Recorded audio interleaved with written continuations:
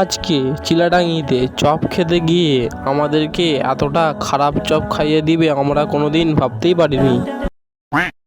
তো আসসালামু আলাইকুম গাইস, সবাই কেমন আছো? আজকে আমি, আমার বাহন আর আমার বন্ধু মিলে একটু ঘুরতে যাব। বন্ধু মানে আলাদা শান্তি, বন্ধু মানে আলাদা। তারপর আমি আর আমার বন্ধু দুজনে দুটো বাহন নিয়ে বেরিয়ে পড়লাম ঘুরতে। তারপর চলে এলাম চিলাডাঙ্গির মোড়। হ্যাঁ, এখানে আমরা কিছু খাওয়া দাওয়া করব। তারপর আমি আর আমার বন্ধু একটা চপের দোকানে চলে এলাম। চলো চপের রিভিউ দেওয়া যাক। এত ফালতু চপ, এত বাজে চপ আমি কোনোদিন খাইনি। চপ খেয়ে মুখ পেট সব খারাপ। তারপর চলে এলাম একটা মিষ্টির দোকানে, সেখান থেকে কিছু কিনবো। তারপর নিয়ে নিলাম লিচি। তারপর আমি আর আমার বন্ধু দুটো লিচি নিয়ে খেতে লাগলাম। তারপর মন প্রাণ ঠান্ডা করে আমাদের বাহনটাকে নিয়ে বেরিয়ে পড়লাম বাড়ির দিকে। তারপর আমি আর আমার বন্ধু মিলে চলে এলাম বাড়ি। তারপর বাড়িতে এসে মা ফুচকা করেছিল, ফুচকা খেলাম। ফুচকাটা জাস্ট অসাধারণ ছিল।